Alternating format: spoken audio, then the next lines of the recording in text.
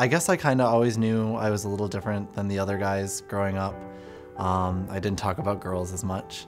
But without any sort of gay role models or gay characters on TV, it was really difficult and took a long time for me to really understand and to really accept what those feelings meant.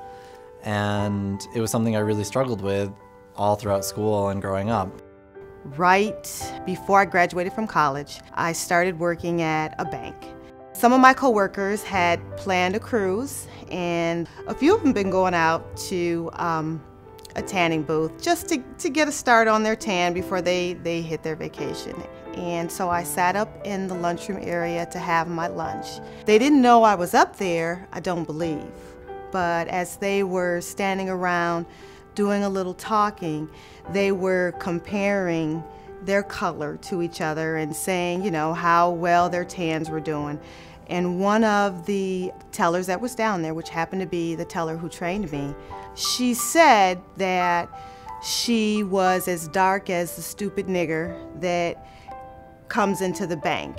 And they all thought it was pretty funny, and they laughed about it.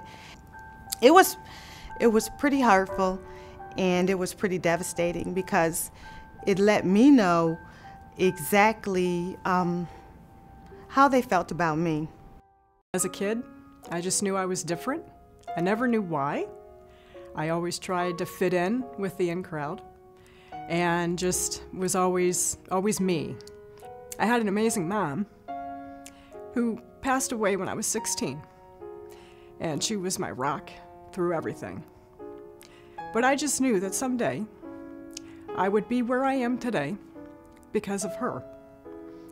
My dad, we never really saw eye to eye, but just because I was maybe a little different, but he always challenged me.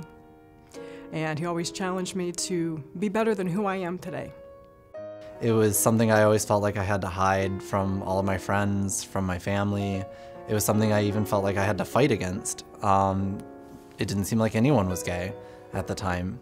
And it was something that I was always kind of afraid that the people who teased me or harassed me when I was in school, that just because I was different or because they thought I might be gay, that they might find out that I actually was.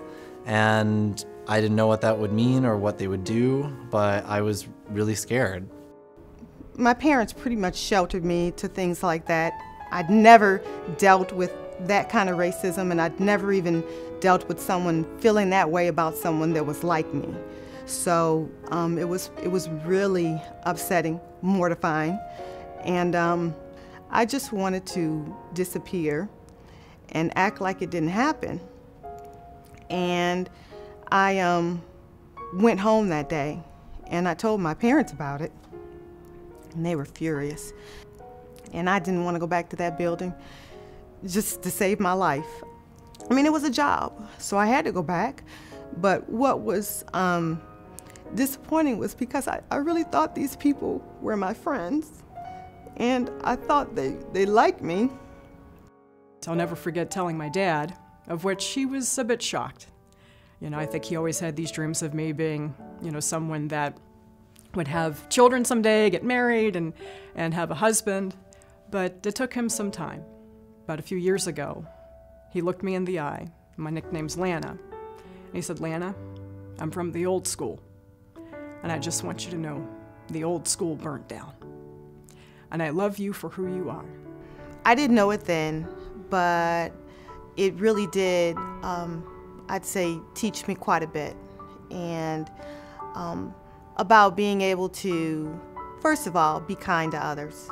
People tend to think if you're a diverse person that you believe in certain things because you're always in that situation. And it's not necessarily that case for me. I believe in people being kind to others. Everyone should have the same chances, and it has made me very passionate, and not only the work that I'm doing, it's really the fabric of who I am.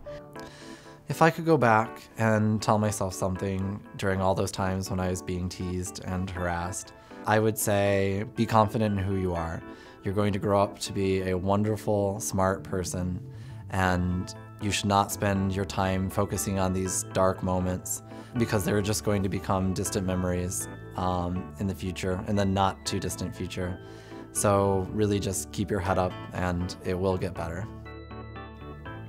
The best advice I can tell you is that be true to who you are, love yourself, trust in someone, and know that there's a whole world waiting for you out there. Be yourself. It does get better. And so those things help define me, whether they're good, bad, or indifferent. I've had a lot of great experiences, and a lot of them will continue to build and help me grow. Even now, I'm growing every day. Don't let someone else define how you feel about yourself. In the long run, that belongs to you and the people who care about you. Somewhere in your life, there are people who love you and support you unconditionally just for who you are. Spend as much time as you can with them. Friendship, empowerment, love, acceptance, inspiration, compassion, beauty, hope, faith, creativity, strength, kindness, support, courage, diversity, trust, truth, confidence, tenacity, resilience, future, acceptance, determination, life, fortitude, self-respect, self-confidence, confidence. Don't give up, stay strong, be yourself, persevere, talk, smile, be compassionate, see beyond the moment, be strong, believe in yourself, Believe. know that it gets better. It gets better. It gets so much better.